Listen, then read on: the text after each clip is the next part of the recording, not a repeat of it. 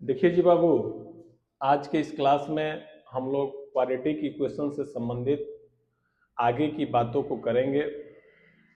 हमने एक quadratic equation का स्टैंडर्ड रूप यहाँ पे लिखा है और क्वाड्रेटिक फार्मूला में हमने बात किया था कि x का वैल्यू जो होगा वह minus b plus minus root over b square minus 4ac/2a होता है।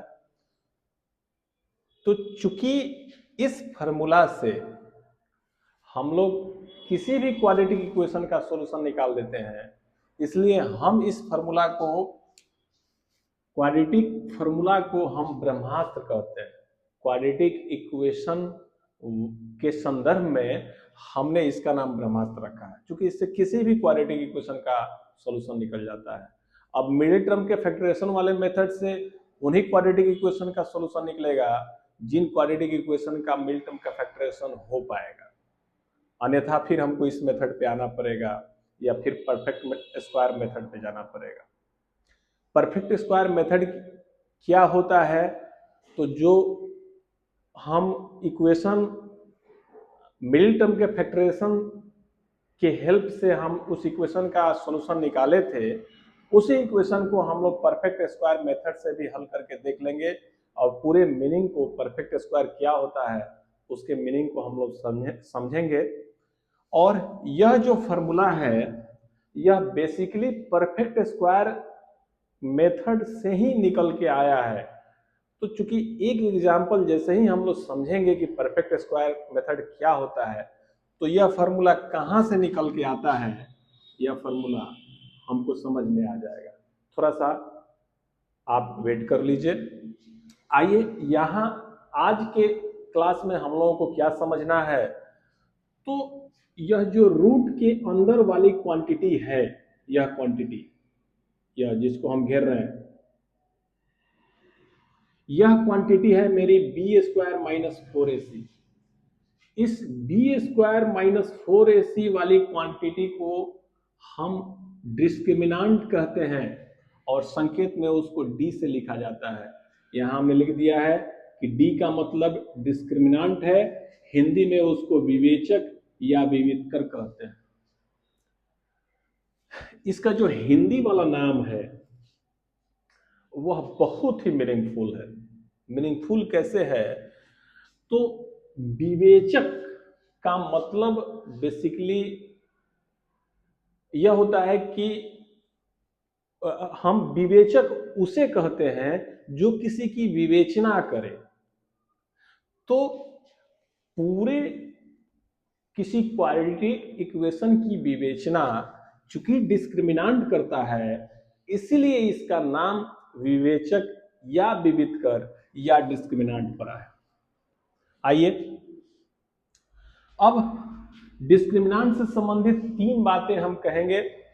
जो तीन बातें होती हैं, पहला कि यदि d ग्रेटर देन 0 हो तो जो क्वाड्रेटिक इक्वेशन होंगे, क्वाड्रेटिक इक्वेशन होगा, उसके जो रूट्स होंगे वे रियल और अनइक्वल होंगे। इसके जो रूट्स होंगे वह रियल और अनइक्वल होंगे।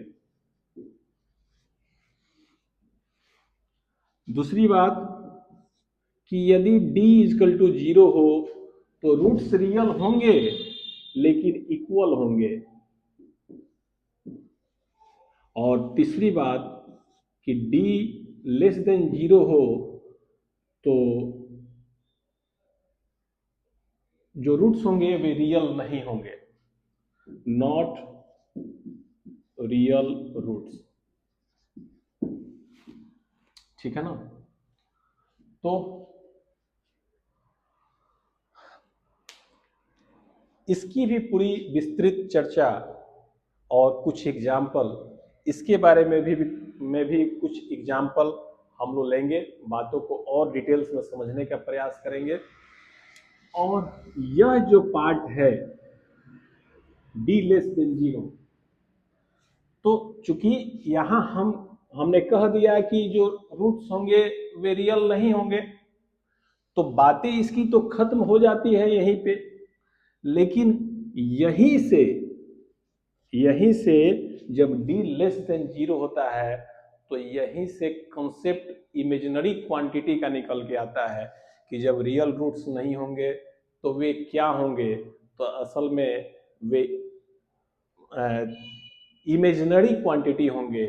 और इमेजिनरी का कंसेप्ट जब निकल के आता है तो वह 11th का एक ब्रांच हो जाता है मैथ का, जिसको हम लोग कॉम्प्लेक्स नंबर कहते हैं।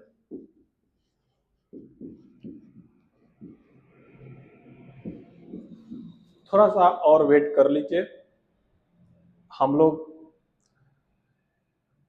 d greater than zero, d less than zero, sorry d greater than zero, d equal to zero, d less than zero पर डिटेल्स बात करेंगे आने वाले वीडियोस में। और कॉम्प्लेक्स नंबर का इंट्रोडक्शन भी देख लेंगे। बातों को यहाँ तक रोक देंगे, लेकिन कॉम्प्लेक्स नंबर का इंट्रोडक्शन जरूर देख लेंगे कि ये कॉम्प्लेक्स नंबर वास्तव में ये निकल के कहाँ से आते हैं। हमें उम्मीद है कि पूरी बात आपको समझ में आई होंगी। अगर बातें समझ में आई हैं तो संबंधित न्यूमेरिकल्स को आप बना सकते हैं, और जहाँ कहीं भी दिक्कत हो आप कमेंट के माध्यम से हमें बता सकते हैं। धन्यवाद।